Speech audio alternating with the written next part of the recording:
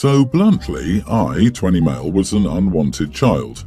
A whoops pregnancy that my parents were too religious to end. As a result, I pretty much raised myself until I was kicked out at 18. I won't lie, it hurt being rejected by the people who were supposed to love me, but I'm at peace with it. So, with that tragic backstory out of the way, about 6 months ago my parents reached out and started apologizing profusely. I wasn't sure about getting back in contact, but they seemed genuine, so I tentatively went ahead. Things were going well until they invited me to meet up in person. I showed up at the restaurant expecting a quiet dinner and a heart-to-heart.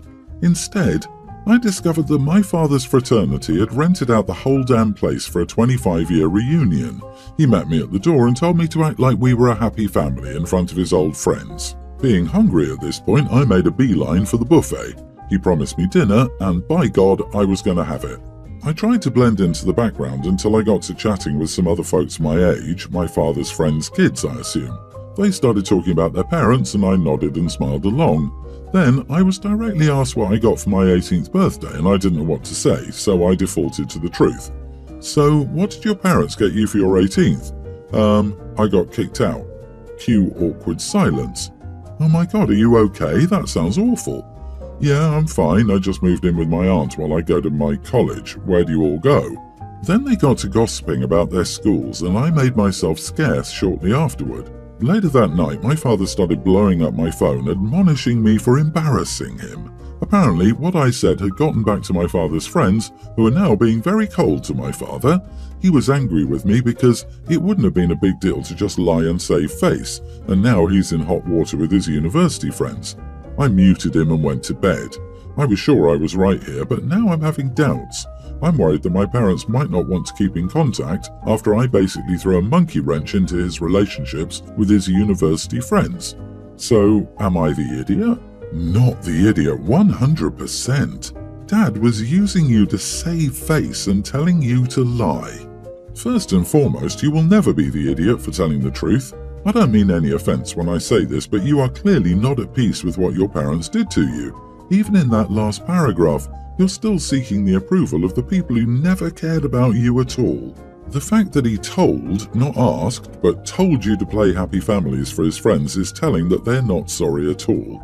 Even if they do go no contact, don't sweat it, they don't deserve you after what they've done.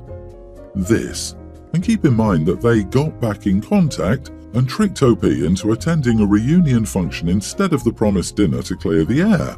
I think OP was going to be a prop from the first return to contact. Daddy Dearest would have been better off raving about his brilliant child being too busy at school, but nah, he wanted to play happy family with the child he abandoned without warning. He got what he deserved. The term prop nails it. You were used as a tool to fit in, get brownie points and approval from your dad's fraternity brothers. Good relationships in fraternities tend to bleed into the real world where they trade favors or patronize each other. They felt deceived when their social norms seemed violated and their goodwill just evaporated. As a result, he won't reap any benefits for something he likely had in the pipeline. I doubt the buddies are cold to the father. He probably lied about that to OP. It's too easy to cover up. I'm sure doting dad covered him by saying OP was out of control, so he had to kick OP out. OP, your dad tried to use you to look good in front of his buddies. Think about this very carefully. Do you honestly want to be in your parents' life if all you are is a prop? You deserve to have people around you who value you for being you. I had cold parents and it didn't matter how hard I tried. Nothing I did was ever good enough. There's no shame in walking away from emotionally abusive parents. You deserve better than that. My 42 male son, 19, wants to buy a $35,000 truck. He dropped out of high school against my advice at the earliest possible moment of 16. Since then, he's constantly made up all these dumb schemes to make money. For example, he bought a broken old sawmill for $500 and got it working and supposedly has been selling the lumber for the past few years. Well, the POS truck he uses to get his gear up old dirtback roads has finally broken beyond repair, and now he wants to get some expensive brand new Toyota pickup truck. I don't know what he wants to get exactly, and I don't care. All I know is that it's a terrible financial decision, and I'm tired of his antics, and he needs to get a real job or go to college. So I told him if he buys that truck, it's going to be the last straw for me. If he buys it, I'm kicking him out. I went as far as to say if he doesn't start trying to actually get his life on track within a couple of months, he's gone. He says he doesn't understand why I'm being so mean. He's so obviously trying to justify the purchase by saying things like, well, it's going to be my only car, so I want to be comfortable, and, well, it's not like it's some ridiculous $60,000 thing. Not to mention the apparent lies he tells me about how he has enough to buy it outright, and that he's been keeping all his money in cash because he doesn't trust me. Why wouldn't he trust me? Totally BS. We got into a screaming match with him, storming off to God knows where when his loser buddy picked him up. He called me an idiot and my wife said I'm being unreasonable. If my wife says that, she may have a point, so I'm asking if I'm the idiot. Edit, he doesn't pay rent. He has a bank account we opened for him when he was 15, which is a joint account that he seems not to use. You are the idiot. You don't know how much your son makes or what exactly he does, but it's obvious that he's making good money and is in fact working. So why do you assume he doesn't have a real job? It may not fit into your box for employment, but it's seemingly successful. It might be better for him to find his own place and to simply not speak to you any further. A $35,000 new truck is probably pretty low end. Plus, if he's doing lumber work, he obviously needs a truck for income. The kid would obviously be better off getting his own place where he's not constantly being accused of being a dumb lover for actually working and saving. Dude, your son is 19, not 29, so he's not doing bad if he's making his own money his way. You sound like someone who looks down on trades. Realistically, a used truck for like $20,000 that can afford to get beat up a little is probably a better option here, but you're being very unsupportive, and with how you don't approve of his work, you probably don't have a great finger on the pulse of how his business is going. 3 years is a significant period for someone his age. While dropping out of school can be easily frowned upon, he sounds resourceful and dedicated. OP mentions son doesn't pay rent, so if he has enough cash to buy a truck, son can also start paying rent. Also, if he only has $35,000, then it's still a dumb decision. If he has more, being kicked out isn't the end of the world. He can still afford to rent. Honestly, I think the son is a sugar dealer. That's the first thing I thought of as well. OP, you are not the idiot. If he has the money to buy a new truck and lead a fancy lifestyle, then he can pay rent and bills. If he isn't paying the rent, he has an unreal idea of how to work and live, and you're effectively contributing to his vehicle purchase. So, a bit of background first. My wife Sally, 29, and I, 32 male, live in a very rural area, and we have a large plot of land I inherited from my late father. About half of it is forested. My father has had this land and managed it for generations at this point, and we've kept bees on the land for just as long. There are 3 permanent managed colonies that we collect honey and other products from, and anywhere from 2 to 6 wild colonies depending on the year. On to the issue. My sister-in-law, Mary, 31, recently married a man, late 30s, with a tween son who apparently has an extreme allergy to bees, to the point where he'll die if he doesn't get medical attention. Sally and I host the family party every year since we have the space inside and out.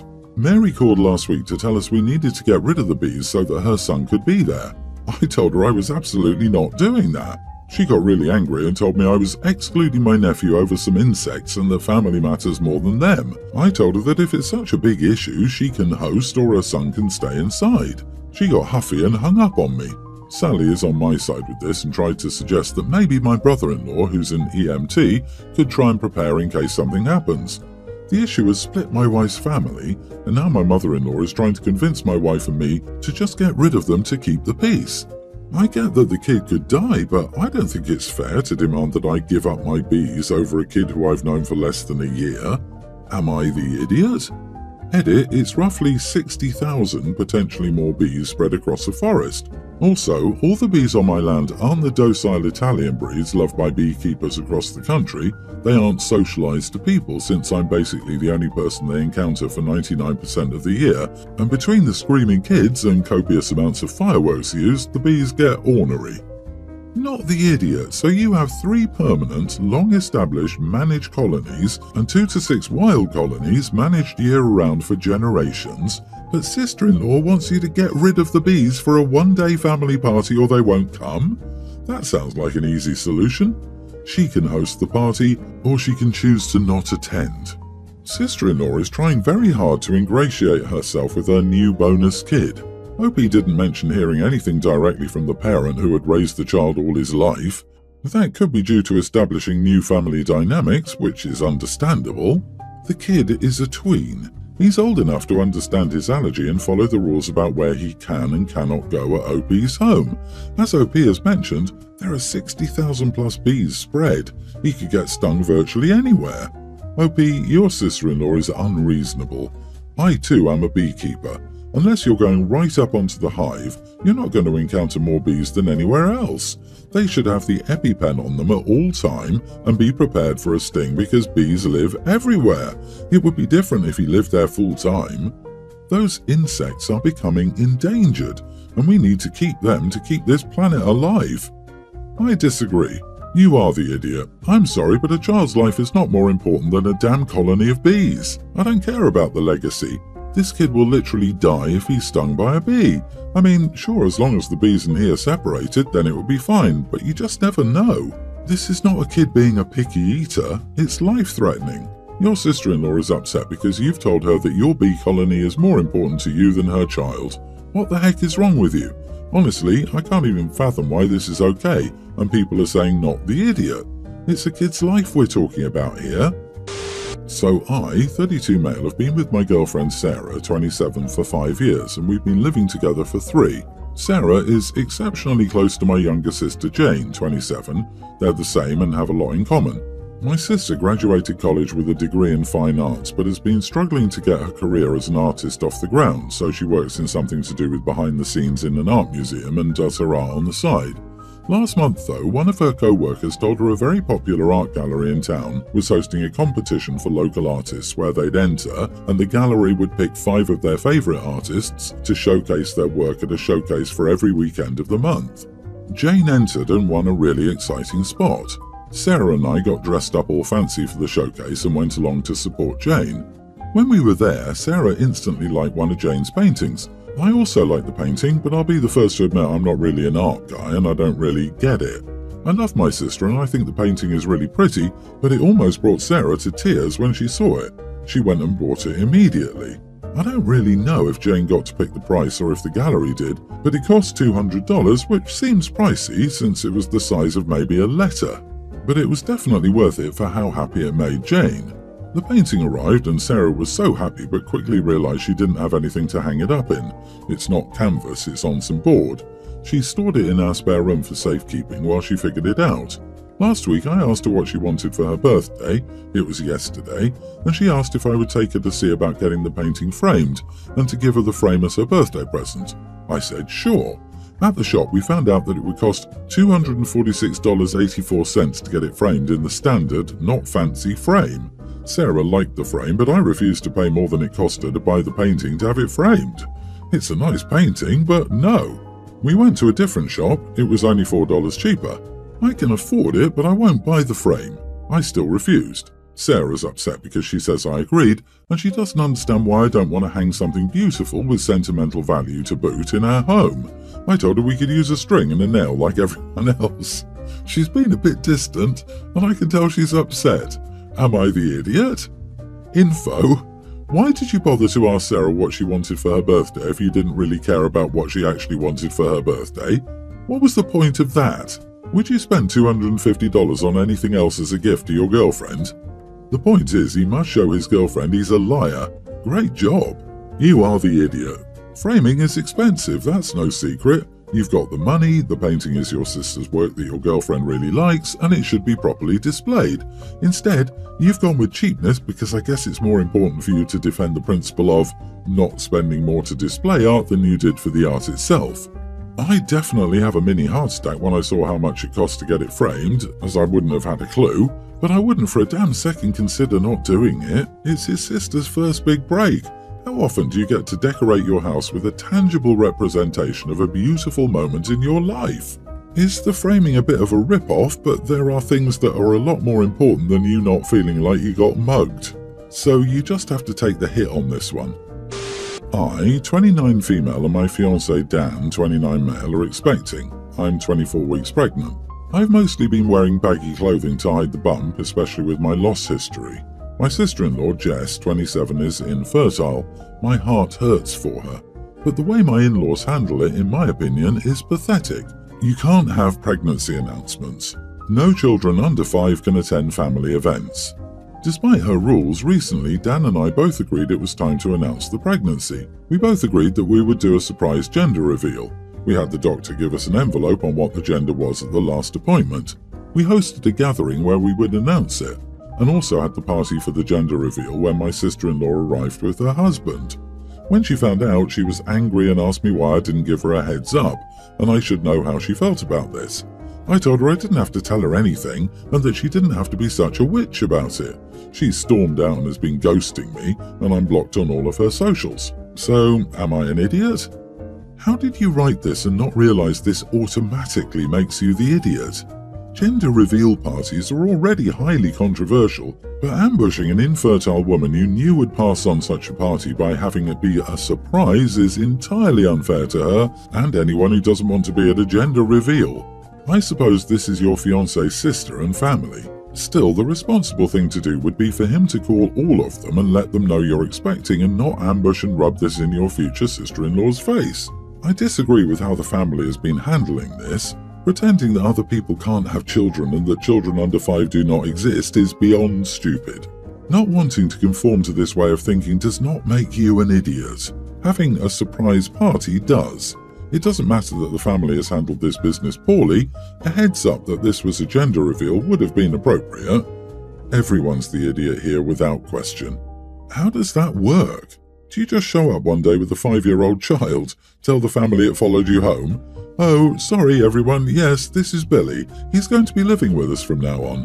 Where did he come from? I'm afraid I can't talk about it.